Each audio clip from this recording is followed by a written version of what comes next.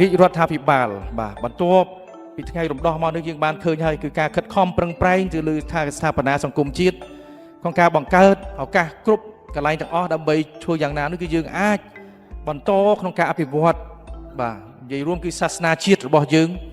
ក៏ដូចជាការងារក្នុងការអភិវឌ្ឍសង្គមសេដ្ឋកិច្ចរបស់យើងនេះឲ្យមានលក្ខណៈមួយគឺថាវិជ្ជមាន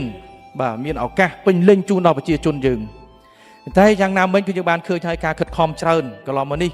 យើងបានមានបញ្ហាប្រឈមយើងបានដោះស្រាយដំណោះស្រាយជាបន្តបន្ទាប់ក្រោមការដឹកនាំរបស់បាទនិយាយរួមគឺសម្ដេចតេជោអតីតនាយករដ្ឋមន្ត្រីរបស់យើងហើយក្នុងអាណត្តិនេះគឺសម្ដេចមហាបវរធិបតីគឺបានក្នុងក្របខ័ណ្ឌជាប្រមុខរាជរដ្ឋាភិបាលគឺបន្តក្នុងការដឹកនាំអភិវឌ្ឍសង្គមសេដ្ឋកិច្ចទាំងសាសនារបស់យើងនេះឲ្យបានពេញលេញតាមដែលអាចធ្វើទៅបានស្របពេលដែលយើងបានឃើញហើយបាទការងារពាក់ព័ន្ធទៅនឹងការវិវត្តរបស់សង្គមគឺវាប្រតិកលាគ្នាជាមួយនឹងការវិវត្តរបស់សកលលោកក៏ដូចជាតំបន់ផងដែរការងារពាក់ព័ន្ធសកលលោកបានធ្វើឲ្យប៉ះពាល់ទៅដល់សេដ្ឋកិច្ចតម្លៃធម្មពលតម្លៃប្រេងពាណិជ្ជកម្មមានរបាំងពាណិជ្ជកម្មលក្ខណៈបានធ្វើឲ្យប៉ះពាល់បាទទៅដល់នឹងសេដ្ឋកិច្ចកម្ពុជាយើងផងដែរបានធ្វើឲ្យប៉ះពាល់ទៅនឹងជីវភាពនៃការរស់នៅរបស់ប្រជាពលរដ្ឋរបស់យើងផងដែរការងារនេះគឺរាជរដ្ឋាភិបាលបាទក្រោមការដឹកនាំដ៏ខ្ពង់ខ្ពស់របស់សម្ដេចធិបតីគឺបានបន្តការខិតខំបាទដល់នៅដំណោះស្រាយ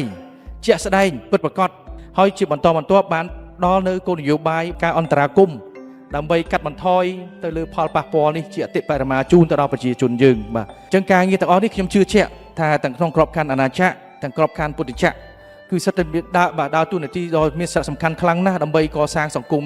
កម្ពុជាយើងមួយនេះឲ្យមានភាពរុងរឿងបាទមានវិបុលភាពជូនទៅដល់ប្រជាជនប្រជាពលរដ្ឋយើងគ្រប់រូបទាំងអស់